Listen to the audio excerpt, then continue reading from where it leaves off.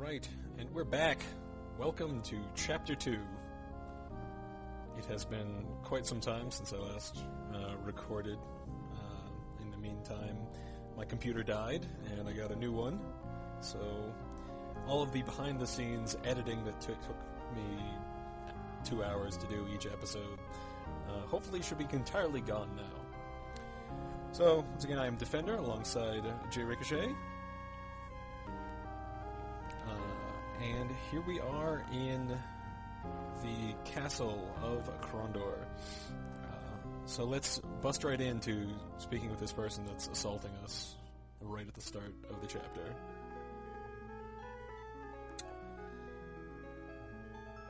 So here we have Katala, the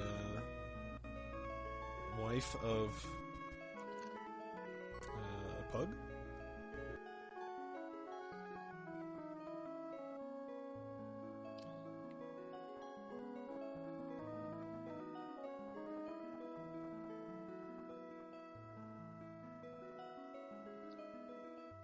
Wait, so the guy's name is just Pug, like the dog Pug? Okay.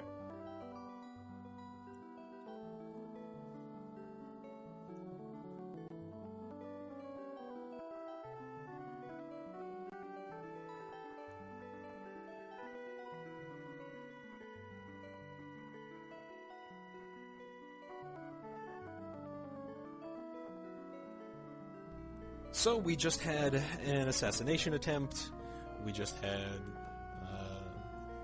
instructions from the prince of what our next objective is, to seek out some information about these, the plans that Delicon has.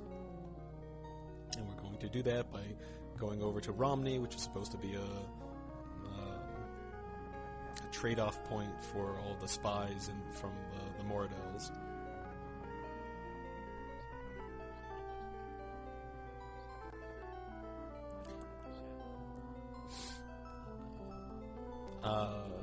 Yeah, I actually didn't read that. What was it say? There's not much we can do from them using the name. Oh, well, Chapter. I'm not sure what name they're referring to. Oh, the Academy of Stardock. Oh yeah, it was like the Annex. Splinter Academy. Yeah, that would be like somebody saying, I went to the Disney World offshoot, Six Flags. But in a world where there's no copyright protection. Trademarking. So we saw Gamina, who was Pug's daughter, interrogating the mind of Gorath. She's a mind reader. And we saw as well that Makala is also can read into mind. But that's it. This is Katala doesn't have a whole lot of value or worth to the story. Just somebody to kind of introduce us to Chapter 2. So we can try to exit, which would lead us out through the main gate. But obviously we went through the whole sewers and nothing's been fixed in the meantime. So we can continue down through the sewers. However, if we don't explore this enter option over here, we'll miss out on a whole lot of good stuff. Because this is where all of Locklear's gear just gets dumped unceremoniously. So whatever business he had to do, he's going without his armor or weapons, food, or anything else. So we see we have a new character, James. Jimmy the Hand. Comes starting with a two-handed broadsword, a nice medium crossbow, everything at 100%. Let's take a quick look at his stats. As we can see, it's sort of middle of the road. Not really expert at anything. He's got a pretty good lockpick. His stealth is pretty good for not having any of the shoes equipped. But overall, he's basically a level 1 character.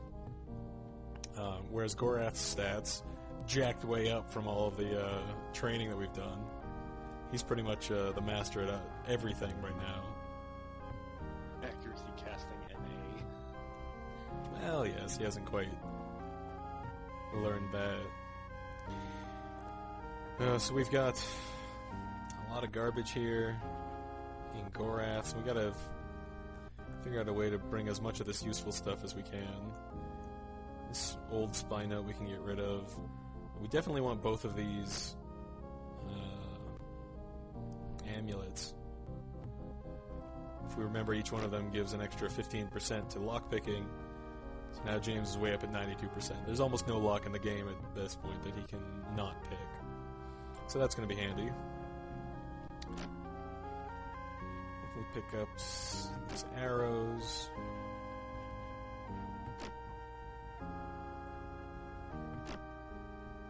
Okay, do we have a shovel? No shovel, so we have to pick that in. Bring in the weed walkers. Actually, we'll give those to Gorath, since he definitely has a lower stealth. Restoratives. Wheat brew. A bit of enchantments. I wish we could have merged these, but we can't. Bowstring. How are we doing? Completely full now. All right.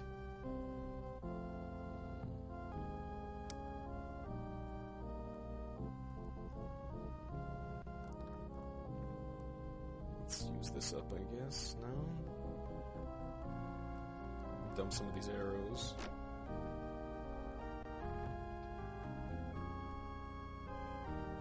I'll replace it with food, maybe?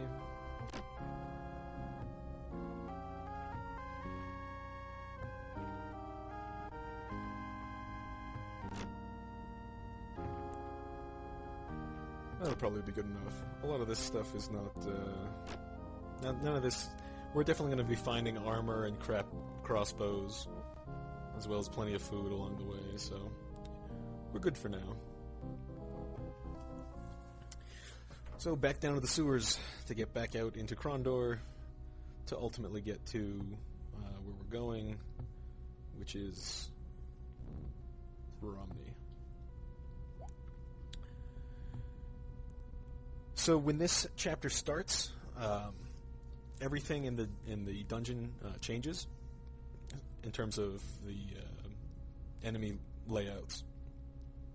So if any of the fights that we didn't participate in chapter 1, though none of those fights carry over to this chapter. In fact, we'll find a lot of cases where combats are either unique to one or maybe one or two chapters.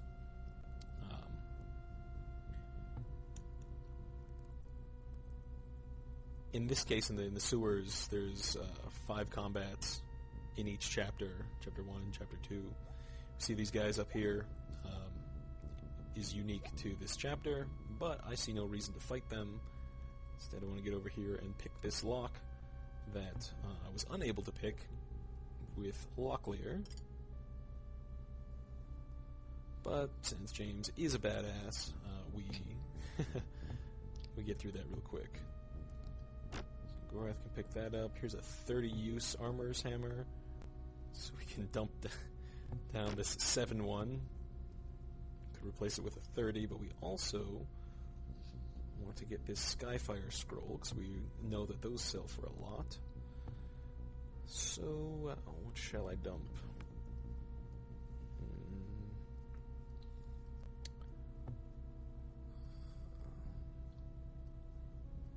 Let's go with this whetstone.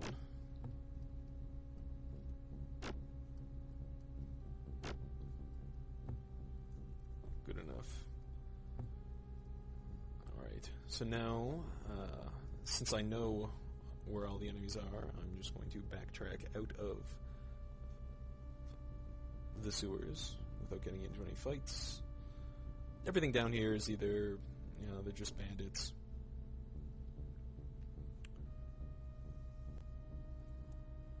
I gotta tell you, running this on my new laptop, it's just so much smoother. It doesn't stutter every, if I'm holding down the move button for more than a few seconds. Uh-oh. Gorath's pulse quickened. Oh, it's just Owen. He's just lost, wandering around the sewers like, hey guys. So now we've got James and Gorath on official kingdom business, has very important things to do, and Owen, who shouldn't have been in Krondor anyway, is just scumming around the sewers. He didn't say, thank God Locklear's gone, I gotta get home. Like, oh hey guys, I wanted to follow you. Yep, so he was bored and he wanted to check out Krondor. And then he was gonna go, hang out with Gorath last night. But he saw through the clever ruse that the guards were doubled, that no one could see him. But he heard some snoring in the room. And since he's been on the road with Gorath for all of the looping around the entire kingdom for days and weeks, he learned that he does not snore.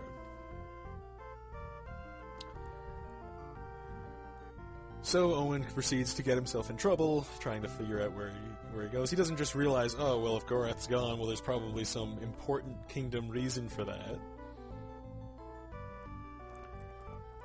We just sold out Liv, who said you guys were downstairs. Well, he's already... he's a mocker, a part of the Thieves Guild. He already knows he's going to be screwed over if he gets caught, by the guards. So, naturally, Owen wants to join up with them.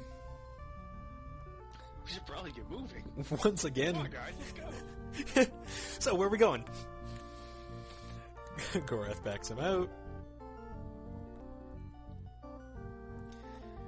However, Owen does bring up a very good point. He is still a liability.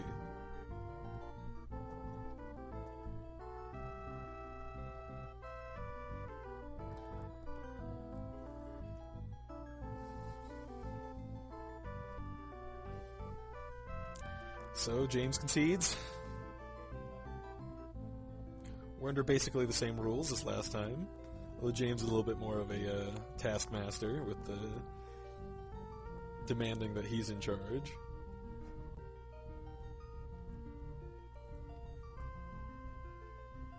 But Owen doesn't care because his life's boring and he's learning all these awesome spells. Stop smiling.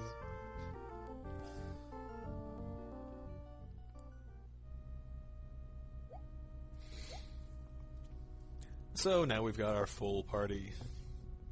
I'll admit the first time I played this I was very nervous that there was I'd be playing the whole chapter without a magician. So I was, and you can certainly, and those fights that I avoided, you can certainly get in those fights with just James and Gorath, and you just fight them with two characters. Torch is running out just in time. You feel like climbing all the way out? I don't know. I kind of like it down here. Well, let's sell all of our stuff. We got some gems here. Immortal brooch. Nice looking shell. Let's see. We don't need 3 of these. I don't think he's going to buy it though. No. Go to the other shop for that.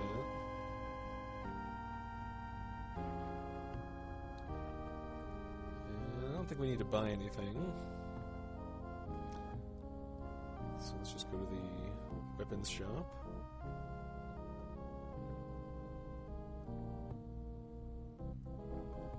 Let's see. Oof, a whole 7 sovereigns. Well, it's taking up space that we don't have. Chest for all that gold. Yeah, you Zero space. gotta imagine it's probably pretty heavy. carrying around 1,100 individual coins. I get pissed when there's, 6 or 8 quarters in my pocket. 20 torches. You want to buy torches? We don't need 50 of those.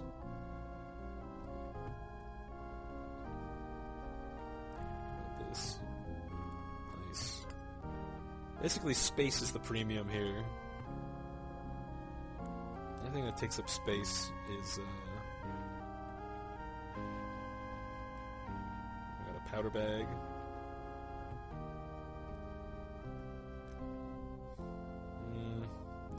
Yeah, I'll get rid of that. Definitely not going to be using 50 arrows. So I'll just sell those. There's another sword to get rid of. Rope, a shovel.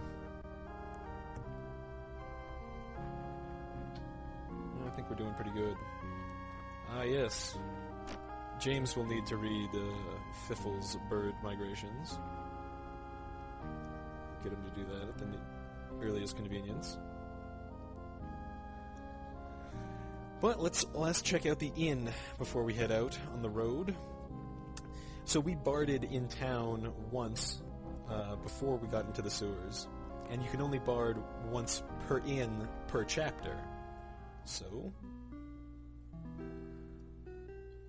at the start of chapter 2, we can bard one more time and get a hefty 50 sovereigns from that. Demanding I pay you. I guess I'll give you 49 sovereigns. Yeah, that's good stuff. Everybody else is the same, and we can talk to Nivik one more time. We talked to him briefly at the end of chapter 1. This time, since Locklear is not in the group, and Locklear was the leader, now James is the leader, so... Does he look like he's bleeding from his eyes? I think maybe it's a monocle. Yeah, I think it's a monocle. I mean, because he's the money, counter. So he has to look at all those small insignia. Yeah, I mean, there's got to be forgeries and so on. So, he's probably got some rumors, so let's buy him a drink. Drink for the tax collector. Now, obviously, a fine man like Nivik is not a rumor monger, He does, of course, in his business, run into an interesting tidbit. It's not a rumor, but, So James wants some good stuff out of it. Let's see. Heard something before the annexation in Malik's Cross. It's a little bit topical, but with Crimea going on right now. Not that I'm dating this episode or anything, but just imagine by the time we're done this whole Let's Play, it's going to be like 2 years from now, and that's going to be a distant memory when Crimea was taken over by Russia. So, it doesn't really give us anything, but wants another drink. Well, it's $1,100. It's like 10 o'clock in the morning. We may as well. So let's see. A fella near Sethanon filed 3 new claims on land. 3 does seem like a lot when it's a commoner that manages to buy them. How did he manage to do that? What's his name?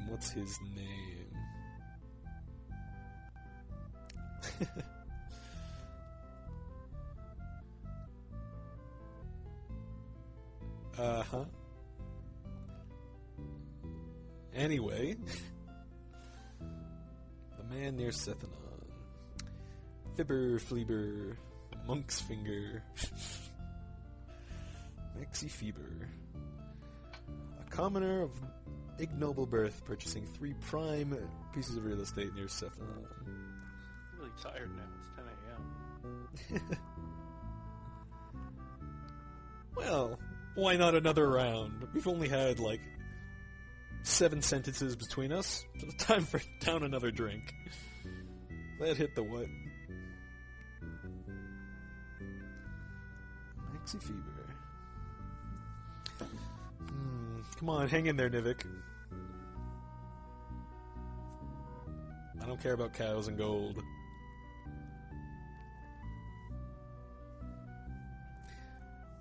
Trying to buy up some property. Left a few years back from Jared Lycro, but he wouldn't sell. So he cooked up an idea. Ducks! Ooh!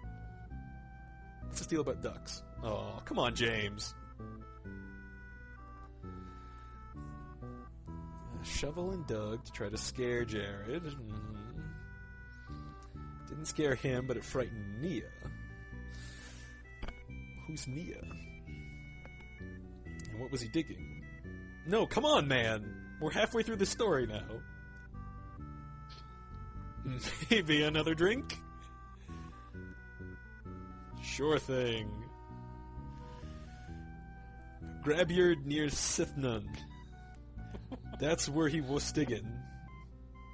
Up Erp, Freight Augusts, and Jared Wattens, not at all. Just Nia. Lol, Nia. Where do you get the funds? Do you say that he got it in the hole? All's the monkeys. Monkeys in the hole. Just got go to get it. Ain't freight no goose it. What hole are you talking about? Ghostbusters was a big movie because they ain't afraid of no ghosts. And well, it was still made 10 years after that movie came out. But it was a popular movie. I think I go home now. They made it all the way to ancient, I forgot the name of the world, Krondor. Sure. Midkemia.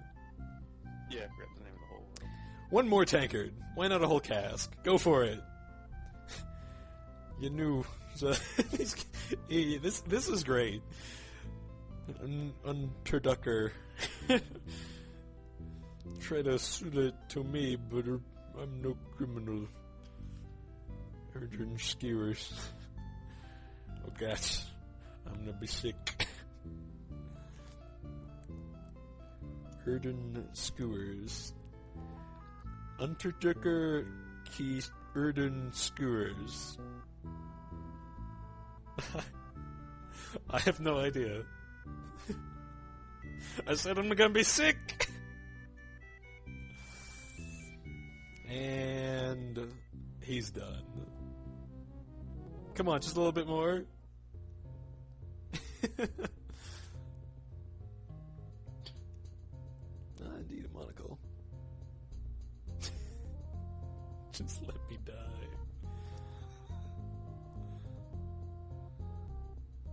Sure you don't want to drink. Little hair of the dog. The bitter sea isn't as deep as my loathing for you. That's a good one.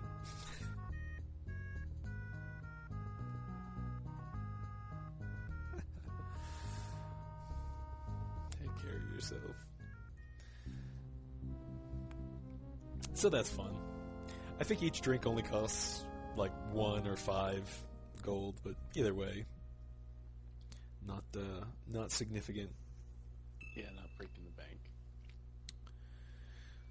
Alright, so our whole barding went up. And by the party, I am, of course, mean Gorath. For whatever dumb reason. Let's get James highlighted on melee, because 41% is abysmal. And now what we're going to do, from Krondor here, we want to ultimately make it to Romney. So naturally, an easterly direction is where we should head. But I'm going to first head up to Sarth. 1, because we have 2 scrolls I need to sell. And 2, because we can purchase additional scrolls from Brother Mark. Gotta scroll them all. Yep. So, with that, I will start the montage of making it to Sarth.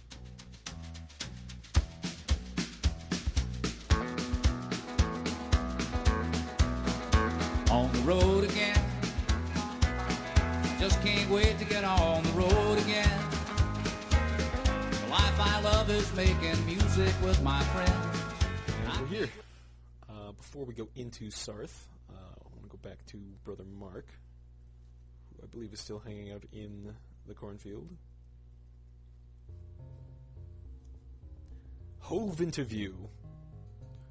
Hove isn't a verb that's used enough these days. I've never even heard of it before. Oh, there you go. It's your word of the day.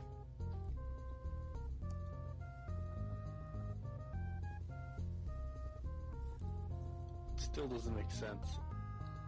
Because it says simple past tense and past participle of heave. So it's not like he heaved himself into view. You sure there's no other definitions? That's all I got from dictionary.com. Why don't you look up heave? Well, yeah, but heave is just mostly throwing things. To raise, to throw, to move into a position. I guess he's moving into a position. There you go. So first things first, Owen cuts into any important discussions between a scholarly man and the kingdom. Trying to buy another scroll. Here we have a Skyfire for sale. 100 sovereigns? Might sound like a lot. But since we're just going to turn around and sell it back to the shop in town, it's a good deal.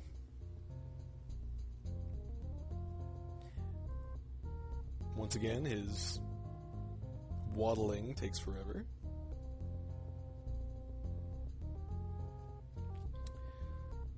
So now let's ask you about Nighthawks. Let's see what the Abbey knows about them.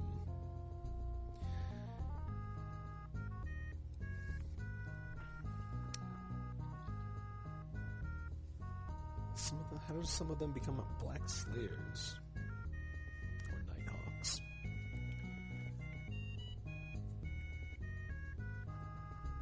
So here we see Kahuli, who again I believe we've run into this god's name before.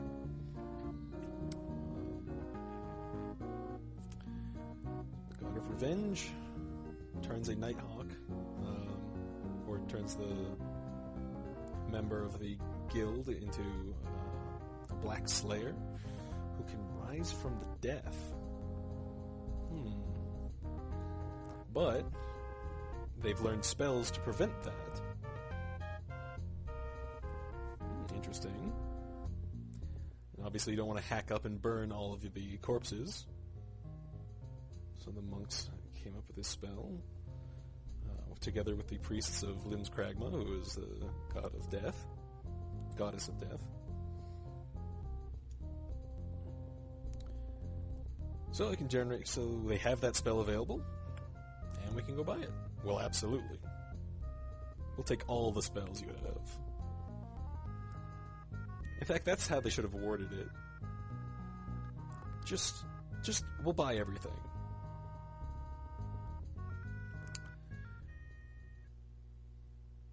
So, 2 new spells now. Skin of the Dragon was the old one. Skyfire was the old one. Another copy of Skyfire, which we just got. Plus now James has Final Rest. Well, we'll hang on to that for a second. I'm not going to move it to Owen's inventory because it's just going to get confusing. And I'm going to go up to Sarth 2. Sell those 3 scrolls. Just do that real quick. Alright, so we made a tidy little profit. Up to 1,300 sovereigns now. And Owen is going to learn a Final Rest. And the crumbling, which sounds like a scroll is burning up. And it is gone. So now James has that Thiffle's Bird Migrations. We may as well have him read that. I can highlight any of the skills that I really want him to increase. I think definitely the fewer that I highlight, the more that one or those ones will go up. So I think I might do defense as well, but I think I'll just stick with accuracy melee. Flipping back and forth again, the randomly titled book. Closing out, James's abilities have increased. Of course they have. Every single one of them. Lockpicks up to 97%. And accuracy melee went up. Should have gone up 7.5%.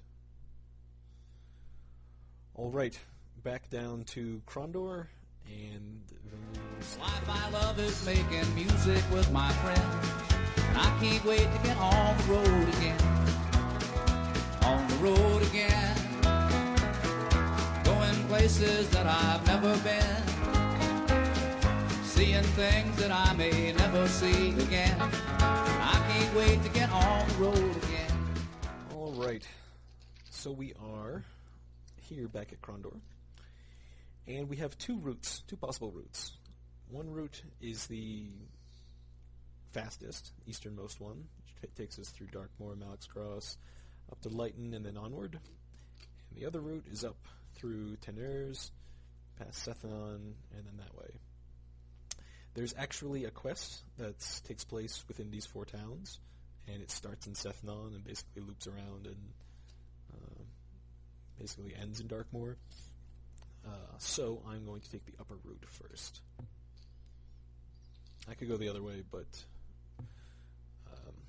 it would just result in more backtracking.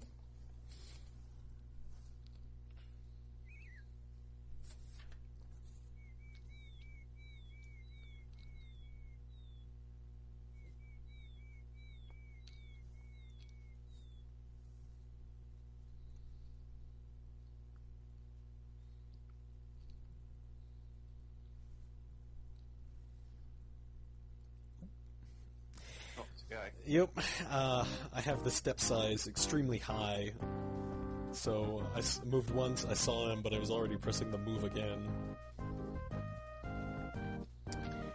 Alright, so James, despite having the very poor melee accuracy, does have a speed of 5, which is pretty high, so he can move quite a distance. But you'll see his accuracy is only 58%.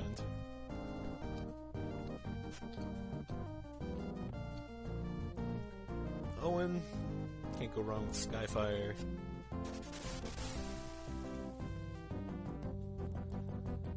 And Gorath is 81% accurate, as opposed to James's 58.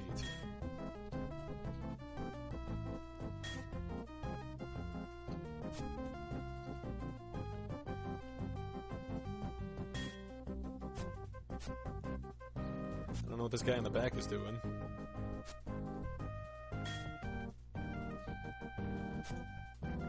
Running away, apparently.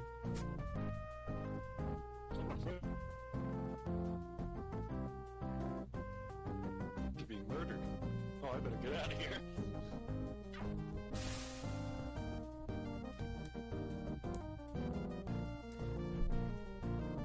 Only makes it more fun to hunt him down. So admittedly that was an easy fight, but we just demolished them.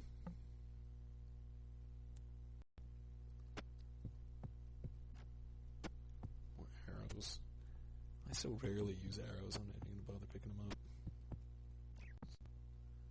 More rations. I don't remember ever getting so many rations that just didn't know what to do with them.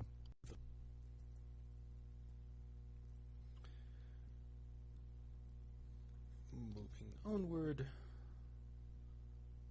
I'm just going to get up to Teners. Check out that town, maybe sell some stuff, and then we will head easterly over to Sethanon.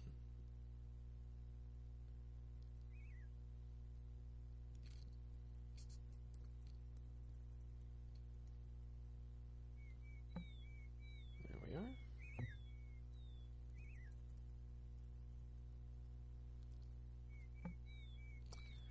An empty house. And an inn. Tom's Tavern. Here's an interesting little tavern. Well, let's see, what do we do? First off, obviously, jump on the bard. Well, not the bard, the loot. This time, Owen's skill has increased so much that rather than the typical Owen stumbles through it, Clang. he's good enough that he can actually sing along to it. Now, the audio that plays alongside this is the same old audio, but his skill is definitely improving. Now, we only get 33 sovereigns because this is a tiny little town. Krondor is the capital, so we've got more there. But 33 is not too bad. Over here, we have a guy, Snake Eyes Spitzer. Are we feeling lucky? A game of dice, perhaps? Winner wins half as much as he bets. So if we bet 50 and win, we'll get an additional 25. That's sort of terrible. Let's give it a shot, though. James rolled poorly. Well, that's too bad. Let's try it again. No dice. Keep going. All right. Before I continue on with this, because there's something I'd like to show, I am going to bookmark. Yes, barding has increased. Of course it has. I'm going to bookmark save, come back in, and talk to Tom.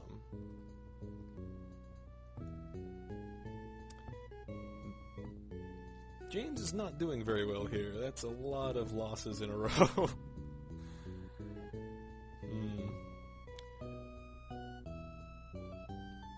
at what point do we get to call him out for having... For loaded dice? Loaded dice. So here's what I wanted to show.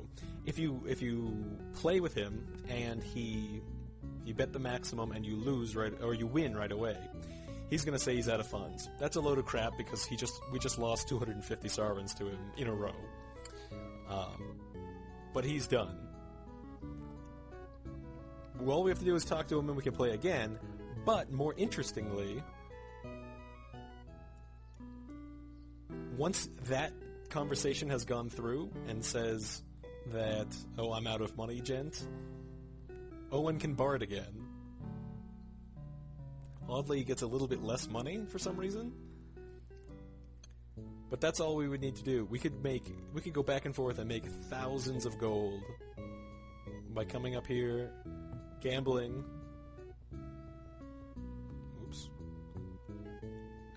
Gambling until, well, the problem is he doesn't run out of money very often, because if you lose all 50. If you win, you only win back 25. So that's the first major bug in the game. I don't know how somebody identified that, because it's terrible odds. What's our cash down to now? 974. So yeah, I'm just gonna... Yeah, that was a lot of money to pay for a little bit of gain in barding. Yeah, it would be mostly used to gain cash, not the barding skill. Yeah, true. Just save load. Yeah, well, yeah. If you gamble and win, then he'll stop playing and you can bard. If you gamble and lose, you can load it, yeah. Alright, so we're back up to our 1300. That's good enough. Unlocked door, which, the old peasant's key. We've seen that type of lock before, the round one with the round top. Peasant's key cranks that open. And what do we have here? A nice decorative instrument, so we'll give that to our barter. Actually, what it is the horn of Algon Cocoon. Don't necessarily know what this is right away. It's a nice looking horn. with dog shapes carved onto it. I'm going to try giving it a blast now. But Owen changes his mind. Doesn't want to waste its potential performing experiments. Well, if you don't know what the horn does, then you sort of have to experiment with it. So we'll try using that in a combat situation. Then we got a pawn shop. Pawn shops are great because they have lots of random stuff, including a practice loot. So I'll definitely be purchasing one of those. Brings it down to 33. I think I can do better than that. Not that it's really going to matter.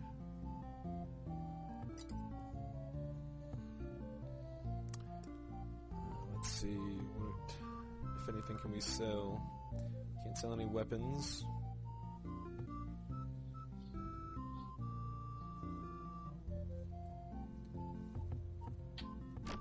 Maybe we can sell 29 lockpicks? We sure can. So since we don't really need to worry about breaking lockpicks, we can sell 29 of them and just keep 2 and sell them for 89 sovereigns. Since we just keep collecting them, there's no sense in having more than a few. Alright, so we've got the loot. I guess we could buy some aventurine.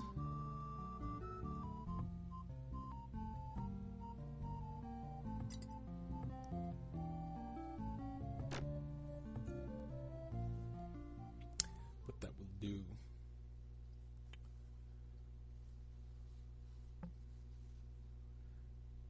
Another house. This time it is an elderly woman. Open up from a foul, musty, smell-filled room. Are we one of those shadow people? They're everywhere. Could be slipping my door right now. Crazy lady? Could she be referring to maybe the Nighthawks?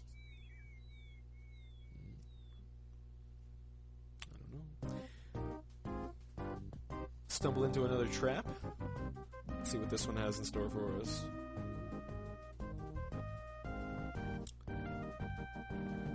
Alright. Well, looks like maybe James can go around this one.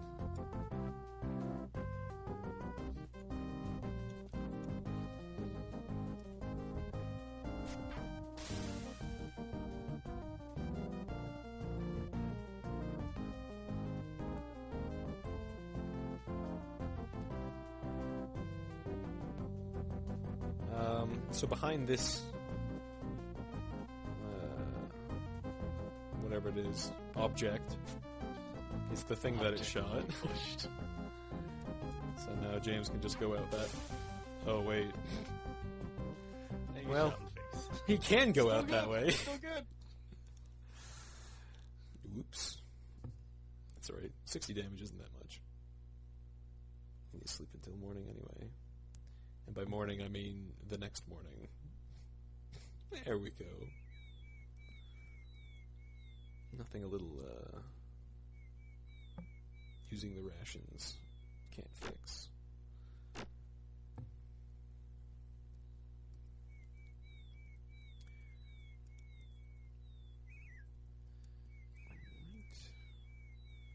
So now we are approaching the split. Uh-oh.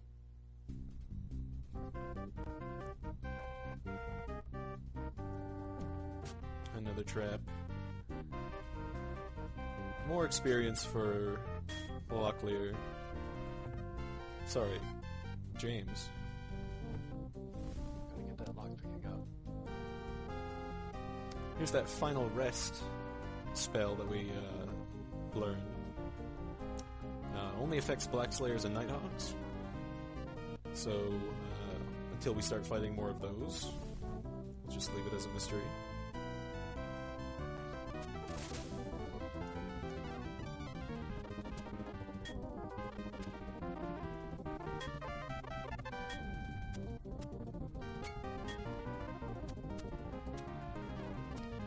Man, James's defense must be low. He keeps getting railed on.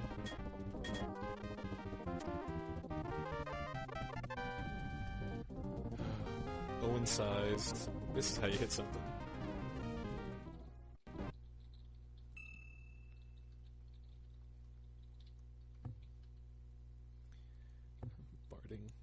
Barding and strength. Accuracy crossbow. Good work, Gorath.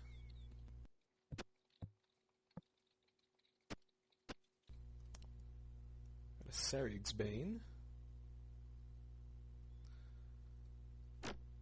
This item applies to armor, and I believe it counteracts the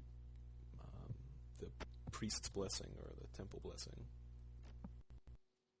Another crossbow and 4 tyranny quarrels. Not bad. They had a base damage of 7 and an accuracy of -5, as opposed to the standard quarrels, which are a base damage of 3 and an accuracy of 0. So a little more damage, a little less accuracy. I believe I will be selling those at the next town.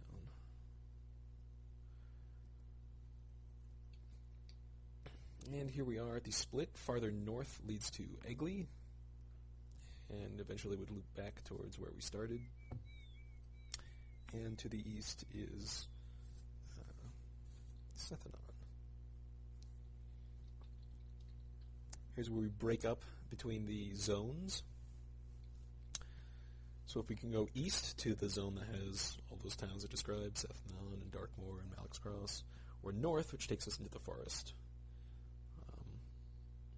Now, I certainly could go north into the forest and pick up a whole ton of great loot, but that's going to take a long time, and already pretty overpowered as it is. So we'll just head east.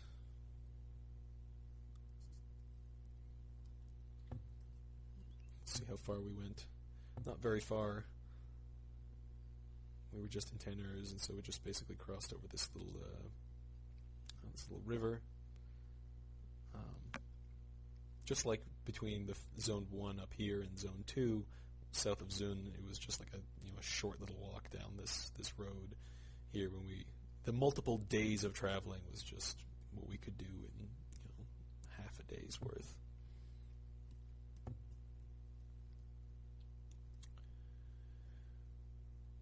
All right. Across a barn and a house. Checking the barn shows what you would expect to see in a barn. Barn animals. And rather than stealing those animals, getting some fresh chicken for the road. Since we have infinity rations, that would be kind of rude. Rude and unneeded. Being a jerk for the sake of being a jerk. And so we find a farmer and his wife. In fact, they are offering us something to eat. We may as well take that. And they hand us several packages of food. They have given us 2 more rations apiece. Thank God. That's where we were going to starve to death. I know.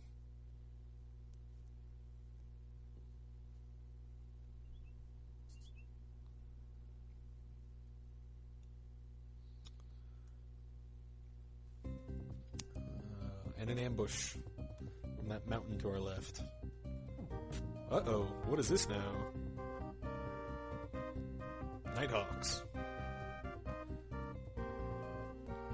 Well, let's mess them up.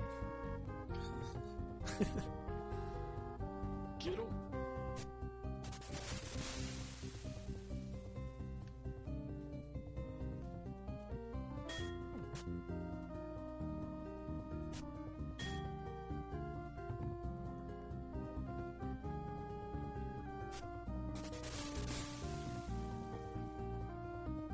Oh, Skyfire.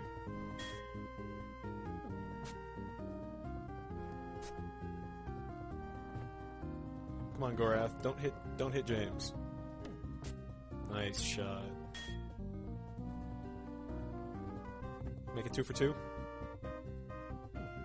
Well, close.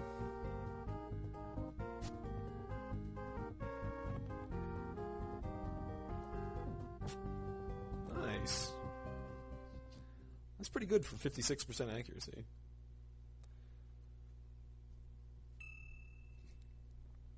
James's melee accuracy going up. Always good. And we have here 15 cash, a 5-use armor's hammer. I believe I shall take that.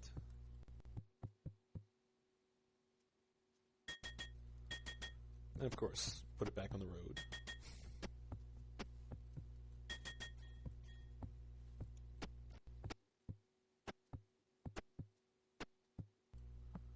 I get a little bit more flame root oil. Somebody was carrying some of that. But a cash and a Gildus Thorn key. Now this does look unique and does look special, but we've seen them in shops before. So they're just regular keys. And for the first time today, I'm going to branch off-road to the south. And then apparently back west. There they are. Couple of chests. Bust into our first Moradel puzzle chest. You haven't had one of these in a while. Well, partially because we haven't recorded in a while. Fair. Right.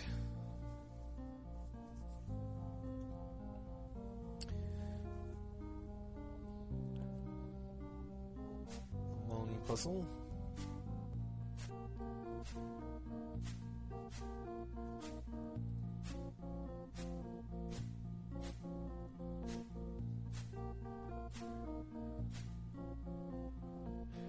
The answer is not path. Yeah, it's wind. Indeed. A little bit easy with the knocking down trees.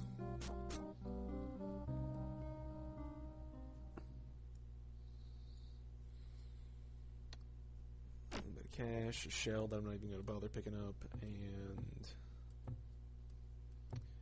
take any more. Full up. Like, really, with only 4 letters, you think some guy, even if he doesn't speak the language, would just sit there all day and do it. Just fiddle around with it. Or it's not that many choices. I mean, you can sort of make out the shapes and that there's only 4 of them.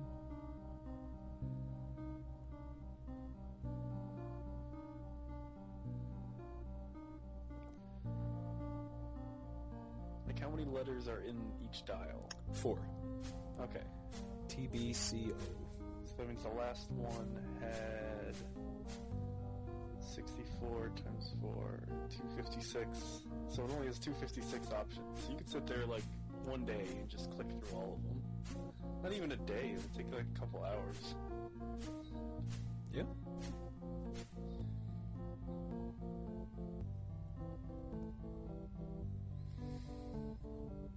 Any thought on this? It's a trap. I don't know. It's a trap. I don't think there's an eye over here. No. Trapped. Like the Von Trapped. I don't think that works.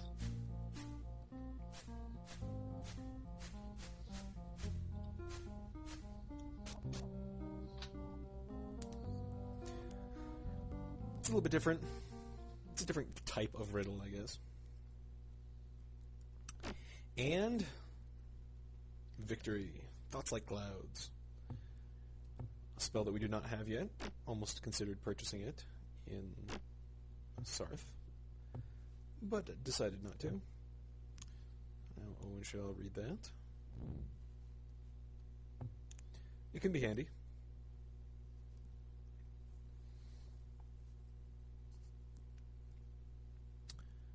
Alright, back on the road. This little guy off to the side is a stump. With a shell in it. And I'm not even going to pick it up. But I think that's our first stump.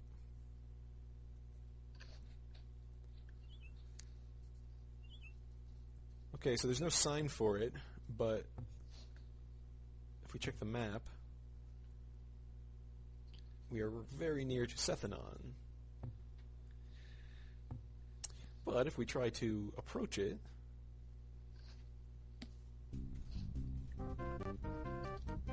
an icy chill, and we see this thing ahead of us. Let's do an assessment on that. James studied his opponent. 22 strength. Yep, it's a shade. Well, we can certainly try to take it out.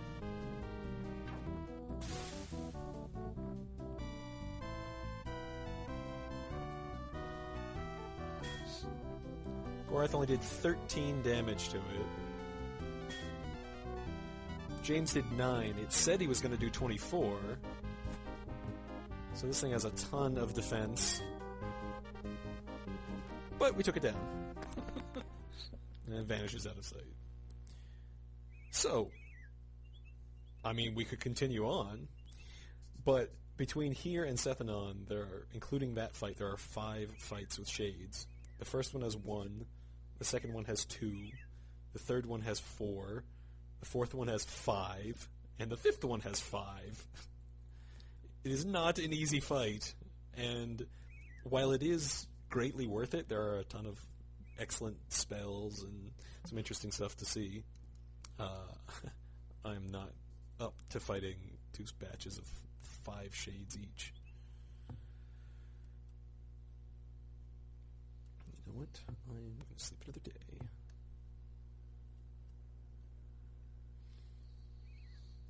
So wait, if you're not supposed to do it now, I guess you're supposed to do it in Chapter 3 when you're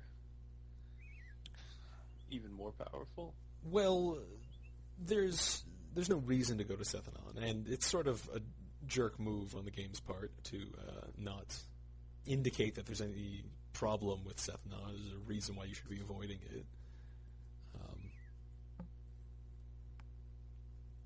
But yeah, you just avoid the town for now. We already had some redwood brew, I think. It's like you're as powerful as they come, and if it's still a pain in the ass, then that's kind of crazy. Yep. What's that? Oh, that's another graveyard. We can look through some of these. Kevin got too close to his work. I wonder what that means. So his name was Kevin Pathan, and that's Naphtha, sort of an anagram of his name. Which really, in practice, even if you had encountered this item in the game before, you knew there was something called Naphtha, that's a stretch to know to dig up that grave. But no, this is pretty cool. This is good. It's a good item, although I think I'll just use it. I may as well use one of it now.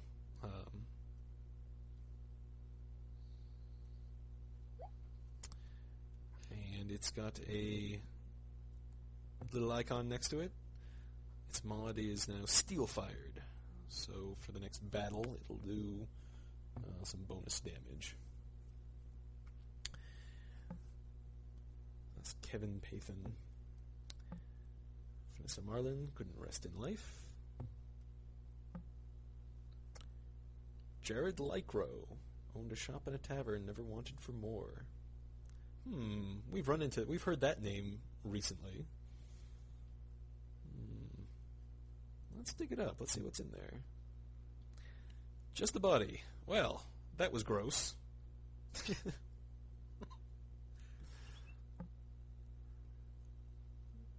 Mother's wound to earthen tomb.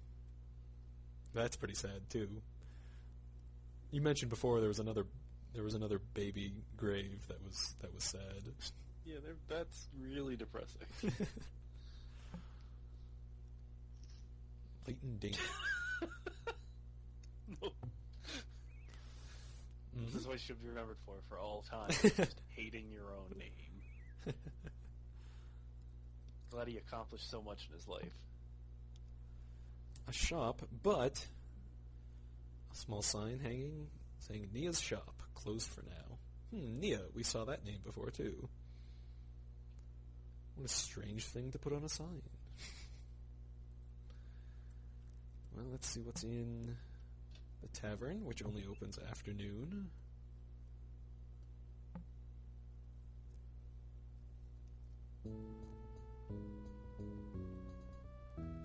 The regular guys. I'm going to not bother on clicking on any of the guys that just have the hands on them. A lot of repeat stuff and nothing of a terrible amount of interest. We'll get to barding.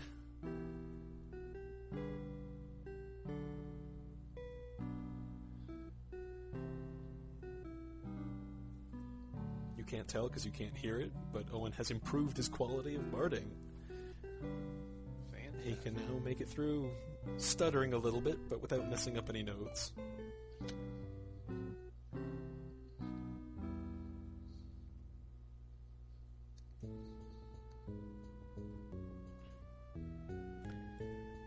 Another gambler over here, but doesn't want to gamble right now. Same bug. Nope, that bug only happens at the inn in Tenners. That's too bad. So we talked to the barmaid to try to buy some rations, and now we talk to another barmaid. But this is Nia.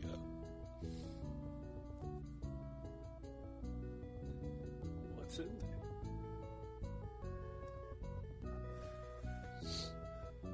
So she obviously is the proprietor of the shop across the street. Let's see, since her father died, she had to run both places. Apparently her shop is very popular, because a lot of people swing by.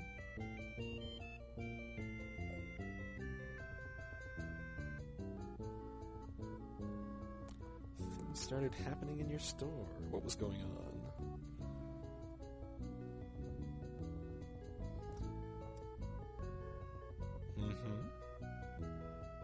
Oh, you ladies man, you, James.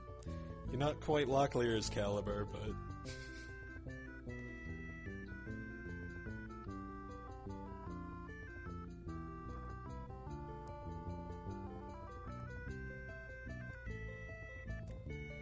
Poleaxe poltergeists in your spare time?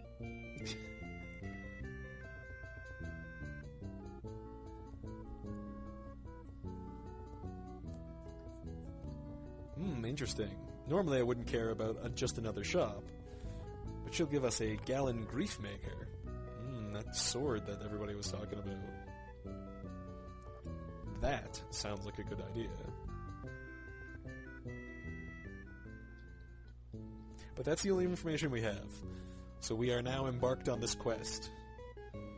We need to stop Nia's shop from being haunted. Okay. Now, if this was a modern game, you know what it would be. It would be a little pop-up down here in the corner, new quest added.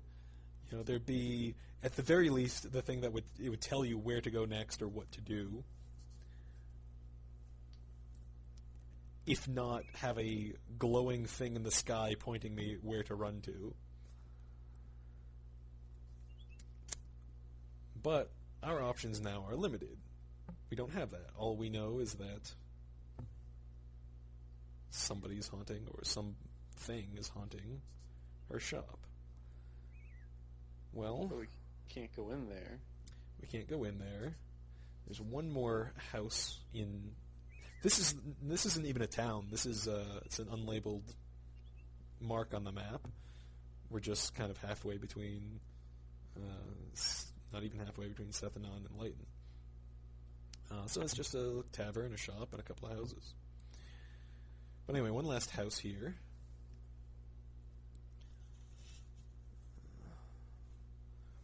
What were you looking for behind my house a week or so back?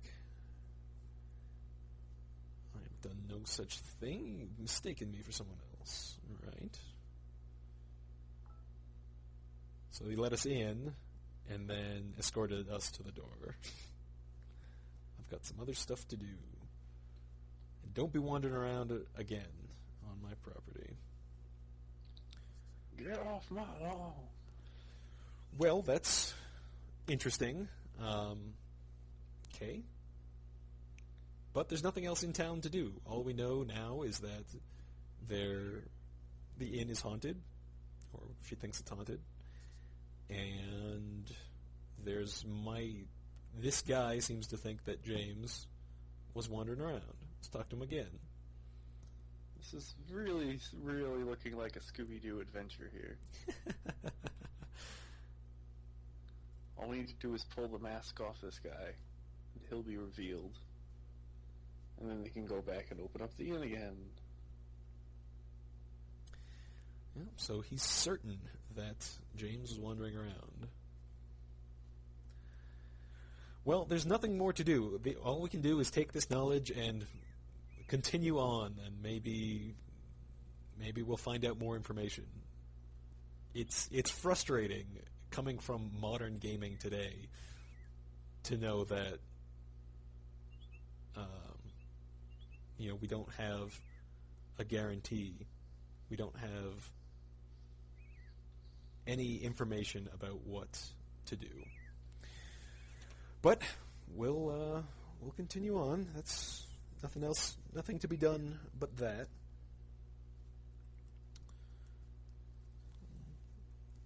Cut along here, headed closer towards Leighton, or Leighton, or however it's supposed to be pronounced. Take this little offshoot off to the road, because of course now we're going to try to investigate everything we can in the nearby vicinity. So let's see. Let's start in the barn.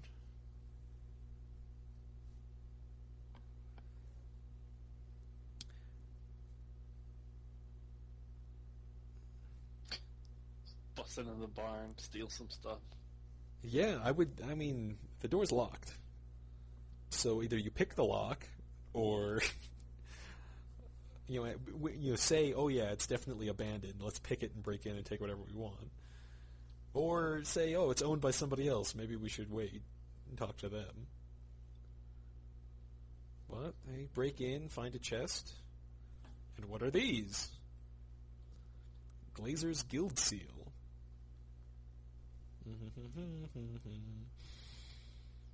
3 pots stacked atop each other, the symbol associated with the powerful Glazer's Guild of Romney. Well, that can't be coincidence. Maybe we'll just take one of those. And then ask politely with whoever owns this if we can take it. So it's unlocked, so of course we bust in. Kick down the door. Well. And this is the house owned by Max Feber. I don't know how. Maybe there's a sign like "Welcome to the Feberses." But we see inside here his house that we have a shovel, which we're familiar with, and a burial cloth. That's gross. These are the only 2 items inside this chest inside this guy's house. Well, everybody's full up on space. Maybe I can hand off some of these rations. I don't think we need the shovel, although we will replace that one with the new one.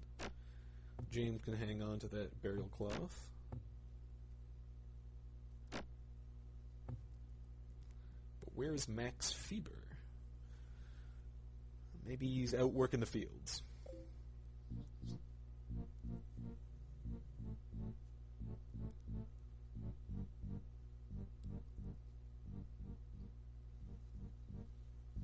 Well, there he is. Looks like a fine, upstanding gentleman.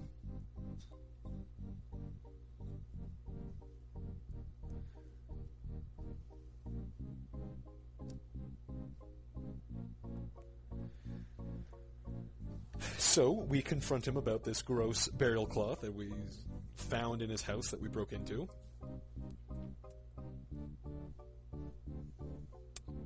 Finally, somebody's upset about this.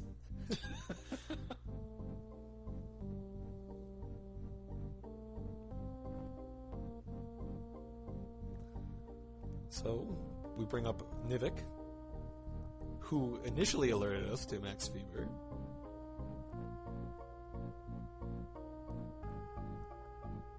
Which scares him enough to spill the beans on his digging up of a grave. Let's see, somebody that used to own the tavern thought that he could scare Nia out.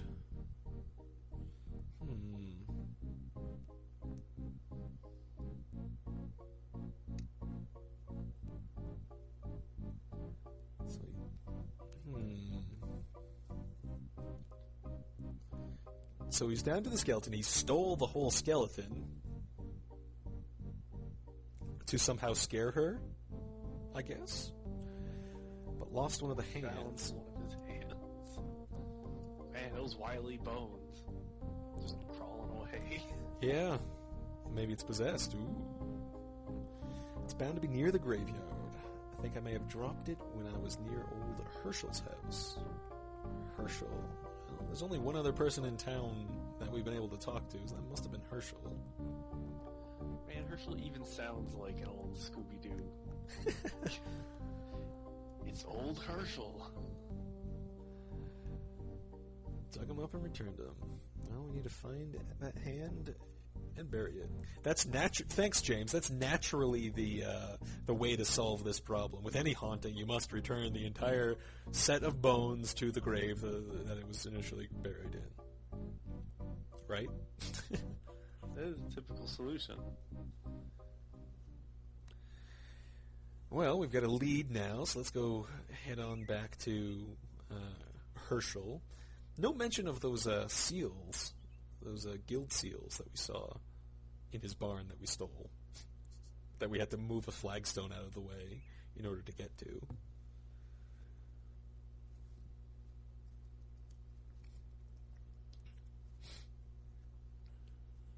So, back here at Herschel.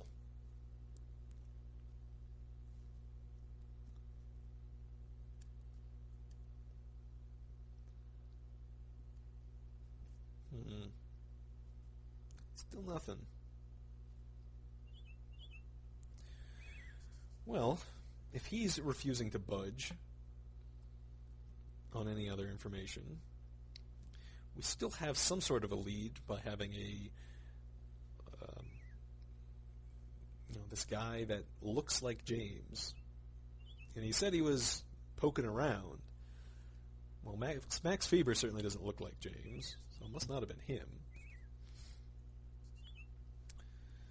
So what can we do? Well, nothing to be done, but, again, moving on. Let's see this little chest off on the side. What have we got? Ooh, a ruby. Ruby is more valuable even than a Moradel brooch. So, how can my inventory still be full? 3, 1.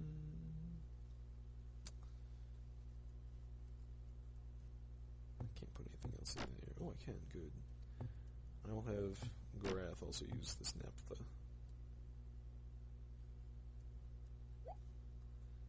If only to free up a space.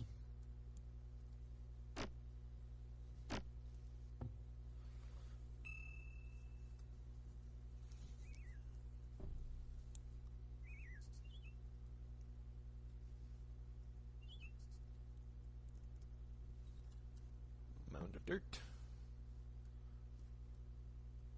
More rations. More lockpicks. We know that those sell for a handy amount.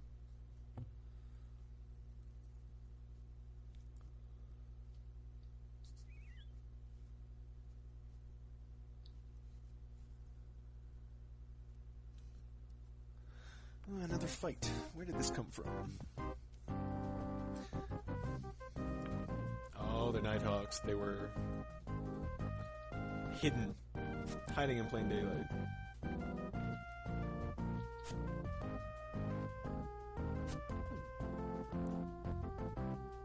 A lot of swinging and missing.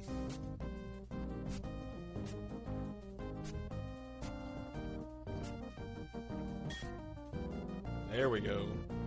Morath connects with a hit that does a ton of damage because he's got his steel-fired sword. Same with James. Well, since Owen's surrounded now, I may as well show off this horn of Algon Cocoon.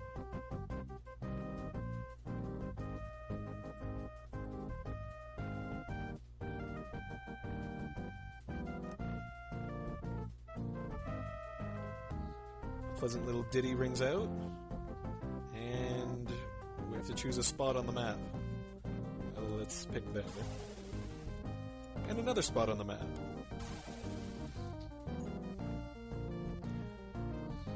And so that handy little horn summons dogs.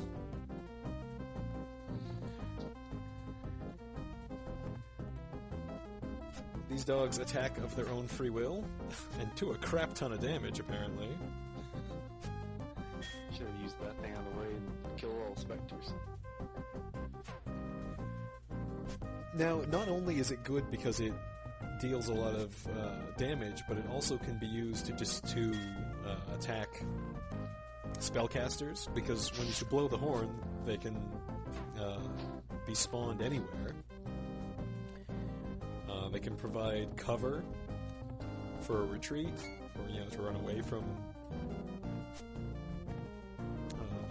So Owen could run away to cast spells. But unfortunately, they are only a one battle summoning, so now those dogs are gone. And I got a lot of these.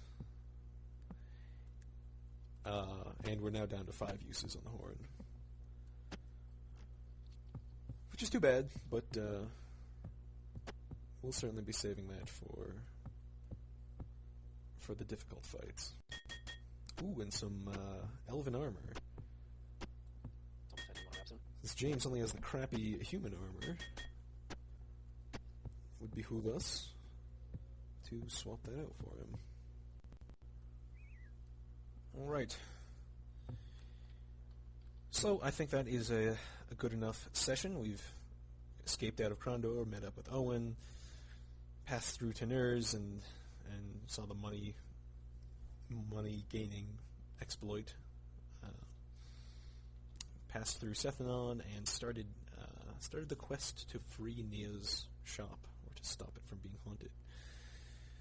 We'll next pass through Lighton, and we'll want to come down through Malak's Cross and Darkmoor. There's a few things down there to work through. There's definitely a temple near Malak's Cross that we are very interested in. But we will pick that up next time. So, thank you for watching. This is I'm Playin Betrayal at Krondor. Till next time.